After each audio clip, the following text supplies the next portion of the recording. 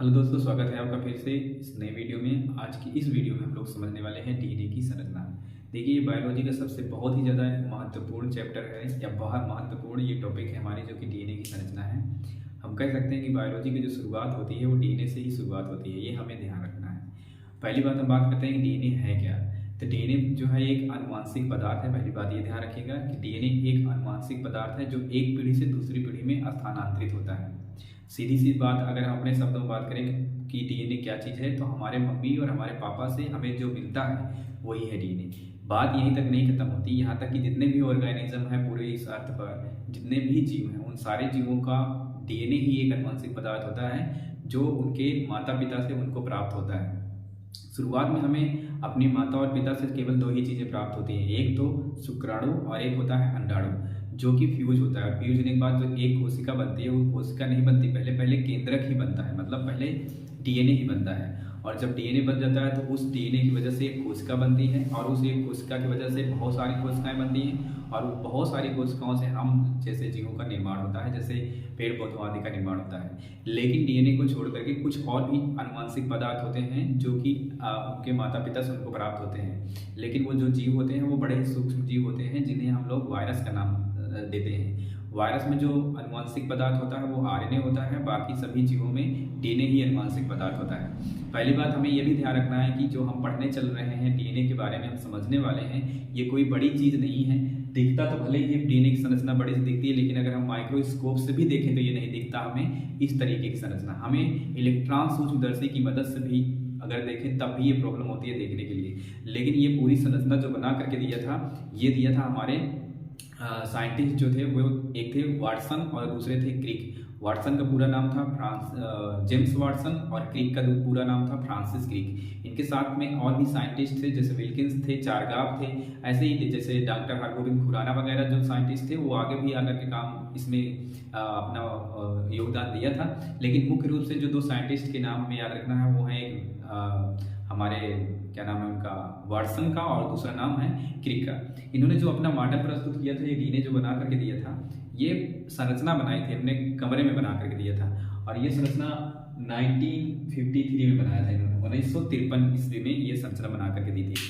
अगर हम बात करें कि डीएनए पाया कहाँ जाता है, तो डीएनए हर एक कोशिकाओं में पाया जाता है। अगर हम बात करें कि हमारा जो, अगर हम ये फिंगर की बात करें, इस फिंगर में हम जिस जगह पर अभी पॉइंट करते हैं, ये हमने जो पॉइंट किया है, ये यहाँ पर ही कई सारी कोशिकाएं हैं और उन कोशिकाओं में से एक कोशिका में जो डीएनए होता है वो होता है लगभग 2.24 मीटर। ये हमें ध्यान रखना है कि एक कोशिका के अंदर जो डीएनए की लंबाई होती है वो होता है 2.24 मीटर। अब छोटी सी हमारे बात ये माइंड में नहीं जा रही होगी कि यार इतना छोटे से स्थान में ये 2.5 मीटर का डीएनए लगभग में कैसे रह लेता होगा, है ना। तो इस सब के बारे में जानने के लिए हमें डीएनए की पैकेजिंग पढ़ना होता है, जो कि हमारा इसी चैप्टर में या इसी से रिलेटेड है, जो क्लास 12 में हमको सीखने को मिलता है कि डीएनए की पैकेजिंग क्या है, कि इतने छोटे से स्थान पर, जो कि बहुत ही छोटा स्थान होता है, उस पर 2.5 मीटर के डीएनए कैसे रह पाता है। मतलब ये थोड़ी सी आश्चर्यजनक सी बात है, और उस डीएनए की पैकेजिंग जो होगी वो हम आगे बात करेंगे। ओके, अभी तो हमको केवल डीएनए की संरचना की बात करनी है कि डीएनए दिखता कैसे है, ठीक है। तो हम जो बातें करने चल रहे हैं डीएनए के बारे में, ये बहुत ही अद्भुत बातें हैं, समझ सकते हैं, बड़ी ही आश्चर्यजनक बातें हैं। दुनिया जो बनी हुई बड़े ही अलग तरीके से बनती है। जो दुनिया हम लोग देख पाते हैं अपनी नज़रों से, इससे अलग एक दुनिया और है। उस दुनिया को देखने के लिए हम लोगों को वो आंखें चाहिए देखने के लिए, और वो आंखें हमें मिलती कैसे हैं, वो हम देख कैसे पाएंगे, जब हम अध्ययन करेंगे पढ़ेंगे तब। बाकी वो नॉर्मल सा चाहे जिस बात व्यक्ति को समझाओ, हो सकता है नॉर्मली वो ना समझ पाए, ठीक है। लेकिन अगर हम समझना चाहें तो हमें और अच्छे तरीके से अध्ययन करना होगा, पढ़ना होगा, तब हमारे समझ में आएगा कि वो दुनिया कैसी है। वैसे ही एक दुनिया ये हमारी है डीएनए की, जो कि बहुत ही सूक्ष्म लेवल की है, जिसे हम आगे भी बात करते हैं। अगर हम बात करें डीएनए की जो संरचना होती है कैसी दिखाई देती है, सेम ऐसे ही डीएनए दिखाई देता है। और ये तो हमने बड़ा छोटा ही बना दिया है, 2.5 मीटर का जो डीएनए है उसको बहुत, मतलब उसका बहुत ही छोटा सा भाग हमने बनाया जो कि डीएनए है ये। और अगर हम बात करें कि डीएनए जो है इसमें क्या क्या चीज़ें होती है, तो एक आपको इस तरह के ये जो दिखाई दे रहा है, ये फीते जैसी संरचना, इसको बोलते हैं हेलिक्स, या इसको बोल सकते हैं हम कुंडली, इसको बोलते हैं कुंडली, या तो इसी को बोलते हैं अंग्रेजी भाषा में हम लोग हेलिक्स। तो डीएनए में होते हैं 2 हेलिक्स, एक हेलिक्स इधर से और एक हेलिक्स इधर से होती है। तो 2 हेलिक्स होती है इस तरीके से, और ये ऐसे नहीं होती कि इस तरीके से चल रही है, ये गोलाई में होती है। जैसे पुरानी फिल्मों में जो भूतों वाली जो सीढ़ियाँ नहीं होती वो घुमा घुमा करके, वैसे ही ये डीएनए भी ऐसे घुमा हुआ होता है। वैसे इसीलिए इसको हम सीढ़ीदार संरचना भी कहते हैं, डीएनए को की सीढ़ीदार संरचना। और अगर हम बात करें कि डीएनए की जो टोटल लंबाई है, हमने बात कर ली 2.24 मीटर है और इसी तरह की संरचना होती है। और दूसरी बात अगर हम बात करें कि प्रश्न में पूछता है कि बताइए डीएनए की एक कुंडली की लंबाई कितनी है, तो डीएनए देखो यहाँ से कुंडली मार रहा है, यहाँ से गया और यहाँ फिर से आ गया, तो यहाँ से यहाँ तक ये पूरा है। देखिए पूरा डीएनए की लंबाई हमने बता दिया, कुंडली की लंबाई हमको जानना है कि एक कुंडली की लंबाई कितनी होती है। तो यहाँ से लेकर के यहाँ तक एक कुंडली बनती है, मतलब यहाँ से शुरू हुआ फिर से वहीं पर आ गए तो ये कुंडली बन गई। इसकी जो लंबाई होती है वो होती है 34 एंगस्ट्रॉम। अब 34 एंगस्ट्रॉम कितना होता है, बहुत ही छोटी वैल्यू होती है। अगर हम एंगस्ट्रॉम की बात करें कि एक एंगस्ट्रॉम बराबर क्या होता है, तो एक एंगस्ट्रॉम बराबर होता है 10 की घात माइनस 10 मीटर। अब 10 की घात माइनस 10 मीटर किसे कहेंगे, हम कहेंगे 1 मीटर का 3, 6, 8, 9, 10। 1 मीटर का इतना भाग कर लो, इकाई दाई सैकड़ा, हजार, 10,000, लाख, 10 लाख, करोड़, 10 करोड़, अरब, मतलब 10 अरब भाग कर लें 1 मीटर का। 1 मीटर कितना होता है, छोड़ो कितना होता है लगभग में 1 मीटर। और इस 1 मीटर को अगर हम 10 अरब खंड में डिवाइड कर दें तब कहीं जाकर के बनता है 1 एंगस्ट्रॉम। तो कितना छोटा सा वो जगह होगी, आप कल्पना करिए केवल बस कि वो इतनी छोटी सी, छोटा सा, कितना छोटी सी जगह है। और इसके बारे में जो रिसर्च करने वाले हैं हमारे जो 2 साइंटिस्ट, उन लोगों को तो उनका नाम हमें भूलना नहीं चाहिए। उनका नाम है वाटसन और क्रिक। और इसके लिए दोनों साइंटिस्टों को नोबेल अवार्ड से सम्मानित भी किया गया था। नोबेल अवार्ड से सम्मानित किया गया था। दुनिया का सबसे श्रेष्ठ पुरस्कार जो है वो नोबेल पुरस्कार है। इन्हें शायद 1962 में 1962 में इन्हें सम्मानित किया गया था। वाटसन थे, क्रिक थे और एक साइंटिस्ट और थे जिनका नाम था विल्किंस। ये 3 साइंटिस्टों को इसी के लिए संरचना को जो बना करके, छोटी सी संरचना को इतना बड़ा सा बना करके दिखाया था, इसके लिए उन लोगों को नोबेल अवार्ड से सम्मानित किया गया था। सोच सकते हो कि वे लोग कितने ज़्यादा इस पर, मतलब कितना ज़्यादा उन लोगों ने रिसर्च किया था, तब वहीं जाकर के हमें बता पाए थे कि डीएनए के अंदर ये क्या क्या चीज़ें होती हैं। ठीक है, देखिए डीएनए की रिसर्च जो करना था या डीएनए की जो संरचना देनी थी, केवल हमें दिखाना नहीं था कि डीएनए की संरचना क्या है। डीएनए की संरचना देने का मेन रीजन ये था कि आज जो पूरी दुनिया है वो हम समझ सकते हैं कि डीएनए पर ही आधारित है। फिंगरप्रिंटिंग, डीएनए फिंगरप्रिंटिंग आप लोगों ने सुना होगा, जो चोर वगैरह पकड़े जाते हैं, अगर ये ना रिसर्च किया जाता तो ये डीएनए फिंगरप्रिंटिंग वगैरह ना हुई होती। नए नए जो वैरायटी के पौधे हमारे यहाँ आते हैं, हाइब्रिड पौधे आते हैं, ढेर सारे ऐसे पौधे आते हैं जिसमें बड़े बड़े मिर्च लगी हुई मिर्च होती है, बड़े बड़े जो मतलब ज़्यादा पैदावार होती है फसलों की, ये सब देन है इन्हीं की, वाटसन और क्रिक की। अगर ये दोनों साइंटिस्ट ना होते तो आगे आज रिसर्च जो हो रही है ये सारी रिसर्च ना हुई होती है। तो हम कह सकते हैं कि ये बड़े ही ग्रेट साइंटिस्ट हैं, जिनका जितना हम नाम लें इनका उतना ही कम होगा।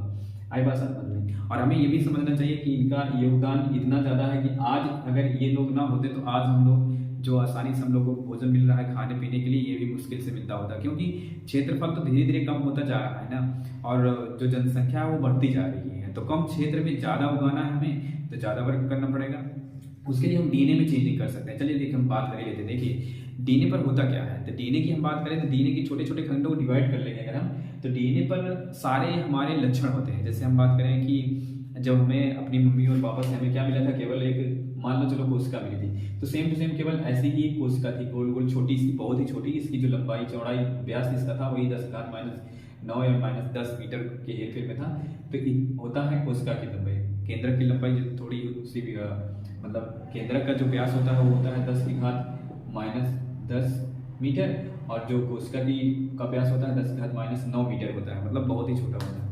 तो यही हमको मिलता है। लेकिन इस एक डीएनए के अंदर पूरी सूचना होती है कि उस जीव के अंदर क्या क्या बनाना है। जैसे आंख बनाना है, नाक बनानी है, बाल का रंग कैसे रखना है, अंगुली बनानी है, अंगुली में नाखून लाना है, अमाशय बनाना है, आंत बनानी है, फेफड़ा बनाना है, वगैरह वगैरह ढेर सारी चीज़ें जो स्टोर होती है वो इसी डीएनए के अंदर स्टोर होती है, सारी सूचनाएं।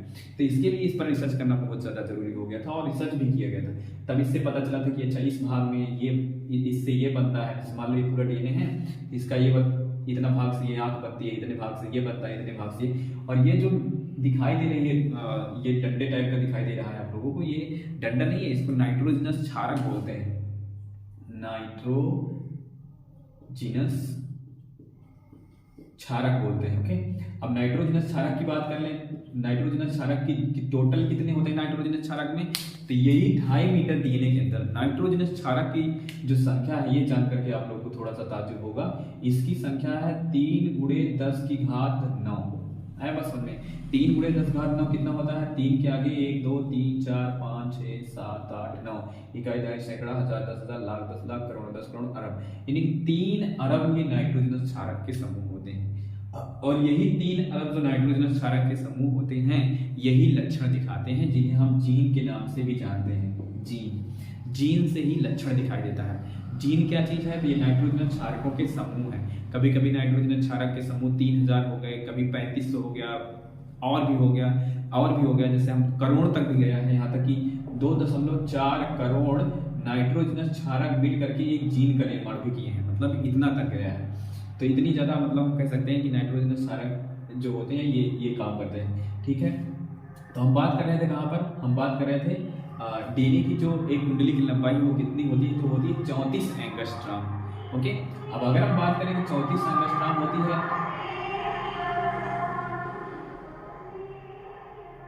ओके, मतलब पूरे एक कुंडली की लंबाई होती है 34 एंगस्ट्रॉम। तो अगर हम बात करें कि डीएनए के दो कुंडली के बीच की दूरी कितनी होती है, तो बीच की दूरी होती है 3.4 एंगस्ट्रॉम। Okay, 3.4 angstrom. 34 एंगस्ट्रॉम इसमें होती है टोटल एक कुंडली की, और अगर दो नाइट्रोजन क्षारकों के बीच की दूरी अगर हम बात करें तो होता है 3.4 एंगस्ट्रॉम। ओके, क्यों ऐसे ये 3.4 क्यों है, क्योंकि एक कुंडली में 10 नाइट्रोजनस क्षारक होते हैं। अभी हमने बताया नाइट्रोजनस क्षारक क्या है, जो डंडे टाइप दिखाई दे रहा है ना, ये नाइट्रोजनस क्षारक है। ठीक है, नाइट्रोजन बेस भी इनको बोलते हैं। तो काउंटिंग करते हैं 1 2 3 4 5 6 7 8 9 एंड 10, मतलब हम कह सकते हैं कि एक कुंडली में 10 नाइट्रोजनस क्षारक होते हैं। ये भी हमें अपने माइंड में याद रखना है। ये पूरी डीएनए की संरचना जो होती है उसमें हमें लिखना होता है कि डीएनए की संरचना किसने दी, डीएनए में कितने नाइट्रोजनस क्षारक होते हैं, डीएनए का संरचना प्रस्तुत करने का ईयर कौन सा था, तो हमने पहले ही बता दिया था 1953 में था। किसने किया था, वाटसन और क्रिक ने किया था। इन्हें नोबेल अवार्ड से कब सम्मानित किया गया था, 1962 में किया गया था। इसमें कितने नाइट्रोजनस क्षारक होते हैं, इसमें टोटल 3 × 10⁹ नाइट्रोजनस क्षारक होते हैं। एक की कैसी संरचना है, इसमें 2 हेलिक्स वाली संरचना है, मतलब 2 कुंडली की संरचना है। नाइट्रोजन क्षारक जो होते हैं उनके बीच की दूरी कितनी है, तो हम कह सकते हैं 3.4 एंगस्ट्रॉम है। ये सारी चीजें हमको लिखनी होती है जब डीएनए की संरचना करके प्रश्न कोई पूछता है तब। और डीएनए मतलब एक कोशिका के अंदर, जो डीएनए की एक कोशिका के अंदर, हमारे शरीर के अंदर बहुत सारी कोशिकाएं हैं, उन कोशिकाओं में से एक कोशिका के अंदर जो डीएनए की लंबाई होती है 2.4 मीटर होती है, 2.24 मीटर होती है, लगभग वही 2.5 मीटर के समवेयर है। अब आगे और बात करते हैं। ठीक है, इसे हम मिटाते हैं, और जैसा चीजें लिखी हैं सारी चीजें आपको याद भी रखना है। ओके, आगे बात करते हैं कि डीएनए की संरचना के बारे में। और हम बात करें डीएनए का, जो देखो हमने कहा था डीएनए जो था वो गोल गोल होता है, मतलब वो घुमावदार होता है। ओके, तो अगर हम बात करें डीएनए का जो घुमावदार होता है, ये बात ध्यान रखना ही कि अगर कोनो चीज सीधी होती है, चौकोर होती है, तो उन सब के लिए हम लंबाई को, दूरी मतलब लंबाई जो होती है वो नापी जाती है मीटर में। लेकिन अगर कोई चीज गोल होती है तो उसकी जो लंबाई नापी जाती है वो नापी जाती है व्यास में। ये हमें ख्याल रखना है, याद रखना है। ओके, तो हम कहेंगे डीएनए का जो व्यास होता है वो कितना होता है, तो ये होता है 20 एंगस्ट्रॉम। Okay, 20 angstrom. 1 एंगस्ट्रॉम बराबर हमने बता दिया कितना होता है, बहुत ही छोटी सी दूरी होती है, इसलिए एंगस्ट्रॉम में लेते हैं, मतलब बहुत ही छोटी इकाई होती है एंगस्ट्रॉम। ओके, डीएनए की टोटल लंबाई हमने बता दी 2.24 मीटर। एक कुंडली की लंबाई कितनी है, 34 एंगस्ट्रॉम। 2 नाइट्रोजन क्षारक के बीच की दूरी कितनी है, 3.4 एंगस्ट्रॉम। ओके, अब हम बात कर लें थोड़ा सा और, ये जो नाइट्रोजन क्षारक होते हैं ना, ये नाइट्रोजन क्षारक होते हैं 2 प्रकार के। ओके, नाइट्रोजन क्षारक होते हैं 2 प्रकार के। नाइट्रोजनस क्षारक ये होते हैं कितने प्रकार के, 2 प्रकार के होते हैं। ओके, 2 प्रकार के कौन कौन से होते हैं, पहला प्रकार जो होता है वो होता है प्यूरीन, और दूसरा कौन सा होता है, दूसरा होता है पिरीमिडीन। पहला होता है प्यूरीन और दूसरा होता है पिरीमिडीन। पहला प्यूरीन हो गया और दूसरा पिरीमिडीन। हमें याद रखना होगा इन सारी चीजों को। धीरे धीरे ये जब हमारे लाइफ में ये मतलब कि जब हम लोग इसको खूब पढ़ लेंगे ना, तब तो हमें याद करने की जरूरत नहीं होती, और उसके बाद हम फैमिलियर हो जाएंगे। अभी हमारे लिए नया शब्द लग रहा होगा कुछ स्टूडेंट्स के लिए, लेकिन ठीक है, इसे हम धीरे धीरे पढ़ते रहेंगे, हमें याद हो जाएगा, और याद करना है इसे हमें। ऐसा नहीं कि इसे हम छोड़ देंगे, ठीक है।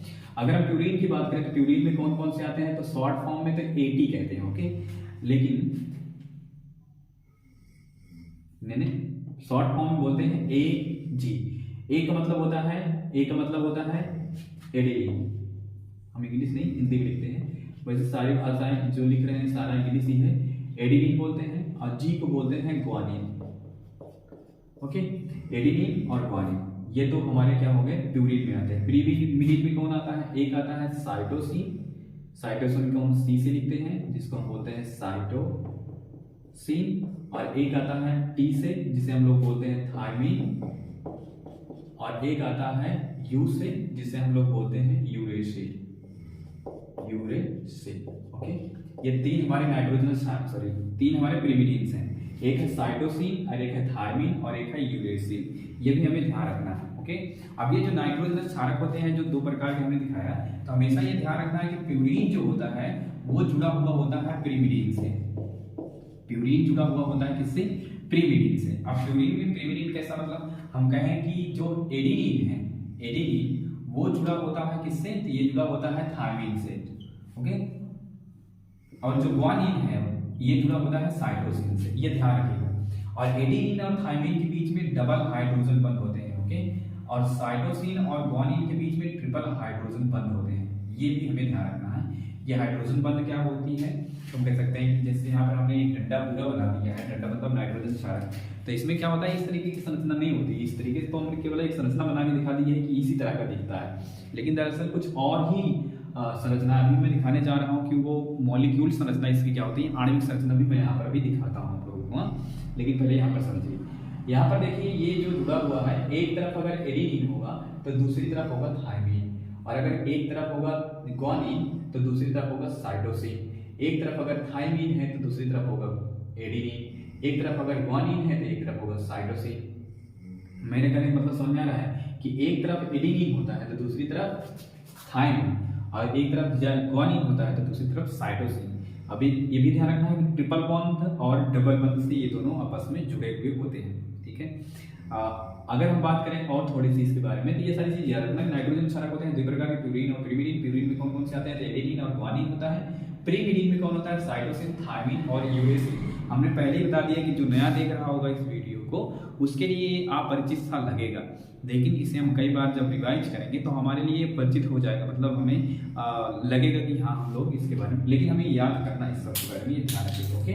और अगर हम आगे बात करते हैं थोड़ा सा कि इसकी जो आणविक संरचना है वो कैसे दिखेगी, ठीक है। तो इसे मैं अभी यहाँ से रब करता हूँ और उसके बाद इसकी आणविक संरचना बना के दिखाता हूँ, ओके, ठीक है।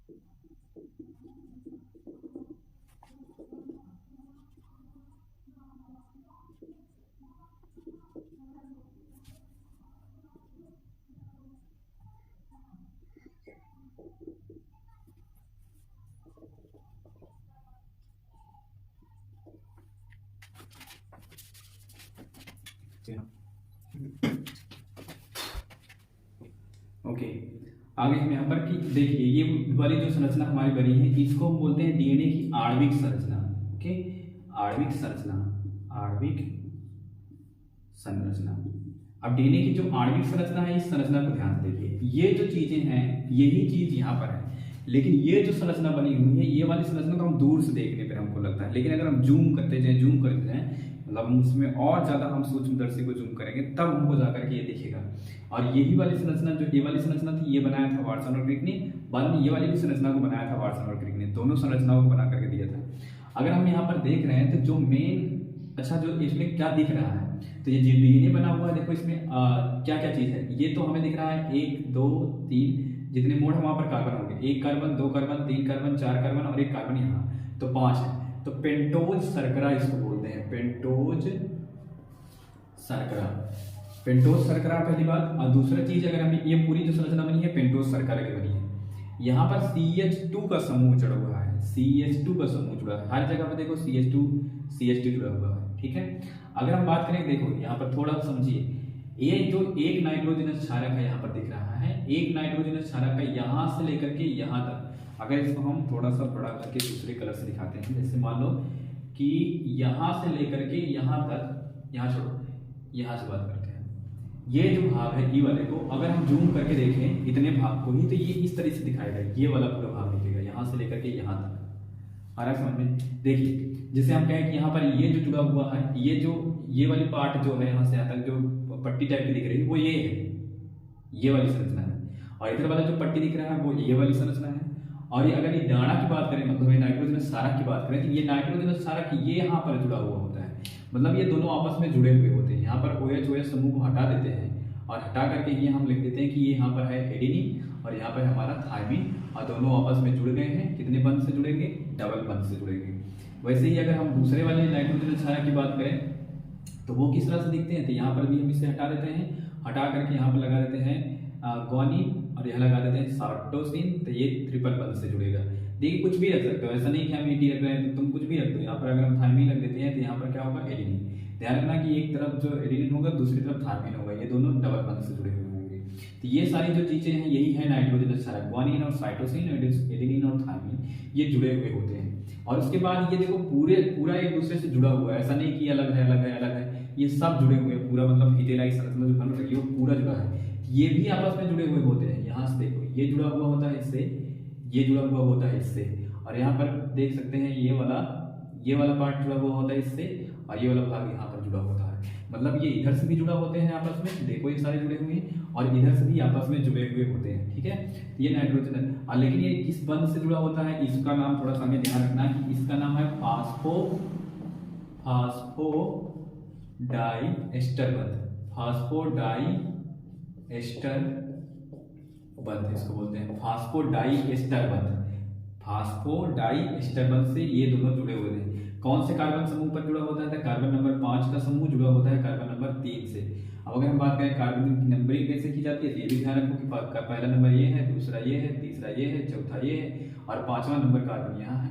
तो ऐसे ही सब में कार्बन की नंबरिंग होती है। तो 5वां वाला कार्बन जो है वो तीसरे वाले कार्बन से जुड़ा हुआ होता है फास्फोडाइएस्टर बंध से, ओके। और पहला वाला कार्बन जो होता है पहले वाले कार्बन से जुड़ा होता है एडेनिन और थायमिन या ग्वानिन और साइटोसिन से, डबल या ट्रिपल बंध से, अपना याद रखिएगा, ओके। आणविक संरचना भी हो गया। एक बात ठीक है। अगर हम बात करें कि जो पेंटोज शर्करा होती है, और पेंटोज शर्करा जो है, और पेंटोज शर्करा के साथ साथ, चलो ठीक है, ये सारी पेंटोज शर्करा के हम 3 ही बनाए हैं। अच्छा, कितनी हो सकती है पेंटोज शर्करा? तो उतनी ही हो सकती है जितने की नाइट्रोजनस क्षारक होते हैं। कितने नाइट्रोजन क्षारक होते हैं? 3 × 10⁹ तो ये पेंटोज शर्करा एक नहीं बल्कि 3 × 10⁹ पूरी लंबी श्रृंखला इधर होती है, एक लंबी श्रृंखला इधर भी होती है। और इसको बोलते क्या है? तो इसको कई जो श्रृंखलाएं होती हैं इन पेंटोज शर्कराओं को, इनको हम लोग बोलते हैं न्यूक्लियोटाइड, ओके। न्यूक्लियोटाइड, ये जो श्रृंखला ये मतलब जो पेंटोज शर्करा है इनको हम लोग न्यूक्लियोटाइड बोलते हैं। और न्यूक्लियोटाइड की एक संख्या नहीं होती बल्कि बहुत सारी संख्या होती है। और जब बहुत सारी संख्या होती है तो केमिस्ट्री में क्या यूज किया जाता है? पॉली शब्द। पॉली मतलब होता है कई, है ना। पॉली में जैसे एक माने होता है मोनो, 2 को बोलते हैं डाई, 3 को बोलते हैं ट्राई, 4 को बोलते हैं टेट्रा, 5 को बोलते हैं पेंटा, 6 को बोलते हैं हेक्सा। वैसे ही ढेर सारा हो जाता है तो इसको पॉली बोलते हैं। आप 3 × 10⁹ है तो हम क्या कह सकते हैं? इसको पॉली ही तो बोलेंगे ना। तो पॉली इसको बोलते हैं, मतलब पॉली न्यूक्लियोटाइड, मतलब जो ये श्रृंखला होती है, इसलिए डीएनए को बोलते हैं डीएनए 2 पॉली न्यूक्लियोटाइड श्रृंखला है, ओके। जो अभी हमने पीछे में दिखाया था कि जो यूरेसिल आया था ना, यूरेसिल नाइट्रोजनस क्षारक, है ना, पीछे बताए थे कि प्रीमिडीन में यूरेसिल, ग्वानिन और साइटोसिन आता है। तो जो यूरेसिल होता है वो पाया जाता है आरएनए में, डीएनए में नहीं पाया जाता। ओके, बाकी सब एडेनिन और थायमिन, ग्वानिन और साइटोसिन इसी में पाए जाते हैं। मेरे ख्याल से हमने डीएनए की पूरी संरचना को आप लोगों को समझा दिया है, और भी अगर कोई डाउट बनता है तो आप लोग पूछ सकते हैं। देखिए ये इंपॉर्टेंट किसके लिए है, क्लास 12 के लिए बहुत ज़्यादा इंपॉर्टेंट है। डीएनए की आणविक संरचना कैसे बनानी है, तो देख लो कैसे बनी है। ये हमें याद रखना है कि पहले नंबर पे हाइड्रोजन है और दूसरे वाले पे हम ग्वानिन जोड़ सकते हैं। यहाँ पर हाइड्रोजन है, हाइड्रोजन हाइड्रोजन, देखो एक संरचना याद हो जाएगी, दूसरी याद हो जाएगी। देखो पहले पे कौन सा है, देखो हमें ये ध्यान रखना है, कुछ भी नहीं है इसमें, आसान ही है, कुछ भी नहीं है। देखो पेंटोस शर्करा है हमारी, कुछ भी नहीं, ये याद कर लेंगे पूरा याद हो जाएगा। पेंटोस शर्करा ये याद हो जानी चाहिए हमको। यहाँ पर देखो पहले नंबर पे यहाँ पर ऑक्सीजन जुड़ा हुआ है, यहाँ पर OH है, यहाँ H रहेगा, यहाँ H रहेगा, यहाँ H रहेगा, यहाँ OH रहेगा, हाइड्रोक्सिल समूह कहते हैं। अच्छा, OH को हाइड्रोक्सिल समूह कहते हैं। यहाँ पर H रहेगा, यहाँ पर H रहेगा, यहाँ पर भी हाइड्रोक्सिल समूह रहेगा, साथ में CH2 भी रहेगा। ओके, अब यहाँ पर देखो कार्बन नंबर 1 2 3 4 एंड एक 5 नंबर कार्बन, ठीक है। और डीएनए की जो दिशा होती है वो तो हम लोगों को आप लोगों को बताया नहीं कि एक तरफ अगर 5' दिशा होगी तो दूसरी तरफ होगी इसी में का 3' दिशा। ओके, और एक तरफ अगर इधर 5' है तो इधर 3' दिशा होगी तो इधर होगी 5'। ये कहाँ से आता है 5' और 3'? यहाँ देखिए ना, ये 5 नंबर पे कार्बन है ना ऊपर, तो ये 5' दिशा होगी। तो इसके नीचे वाला देखो, पहला नंबर, दूसरा नंबर, तीसरा नंबर, ये 3' दिशा होगी। इसे बोलते हैं हम 3' दिशा। 5' से दूसरी तरफ जो कोना हुआ 3' दिशा। यहाँ पर अगर हम बात करें, यहाँ पर देखो कौन सी दिशा होगी, carbon number 1, carbon number 2, carbon number 3, ये हो गई हमारी 3' दिशा, क्योंकि 3 वाला जो जुड़ा है देखो, एक ये तो हमारा 5 नंबर का है, 3 4 और यहाँ पर 5 नंबर का है। तो यहाँ पर देखने को मिलता है, देखो 5 नंबर का कार्बन किससे जुड़ा है, 3 नंबर से, और ऐसे यहाँ पर 5 नंबर कार्बन 3 नंबर के कार्बन से जुड़ेगा। फिर वहाँ पर 5 नंबर कार्बन आगे जो आएगी संरचना उसमें 3 नंबर से जुड़ेगा। इस तरीके से कह सकते हैं, यहाँ 3' होगा तो यहाँ पर कौन सी दिशा होगी, 5' दिशा होगी। तो डीएनए की 2 दिशा होती है, 3' से 5' और 5' से 3'। अगर एक तरफ 5' है दूसरी 3', अगर दूसरी तरफ 5' है तो उधर 3' दिशा होगी। ओके, तो इस दिशा को हम लिखते हैं 5' दिशा से 3' दिशा, या 3' दिशा से 5' दिशा। ओके, इस तरीके से हम इसको भी लिख सकते हैं, नोट कर सकते हैं। अगर हम बात करें इसमें से कि ये कैसे संरचना को बनाना है, तो हमें एक याद रखना है, सब याद हो जाएगा। देखो OH HH OH H OH CH2, यहाँ पर ये वाला H है, यहाँ H है, यहाँ OH था, OH को हटा करके एडेनिन और थायमिन जुड़ा है, यही करना है आपको भी। तो H है, OH है, H है, फिर H है, फिर H है, OH है, H है, OH CH2, यहाँ पर देखो पूरी संरचना वही है। और उसके बाद यहाँ पर क्या किया, उसी को पलट दिया, और पलटने के बाद देखो अगर थोड़ा सा दिमाग लगाओ, सब एक ही तरह से OCH2 जुड़ा हुआ है, सॉरी OHCH2 जुड़ा हुआ है, OHCH2 जुड़ा हुआ है, OHCH2 अगली जो संरचना होगी उससे जुड़ी होगी, क्योंकि हमने बता दिया है कि इसमें होते हैं 3 × 10⁹ तो हम कुछ ही दिखा रहे हैं। ओके, तो इस तरीके से हमारा डीएनए की एक पूरी संरचना होती है।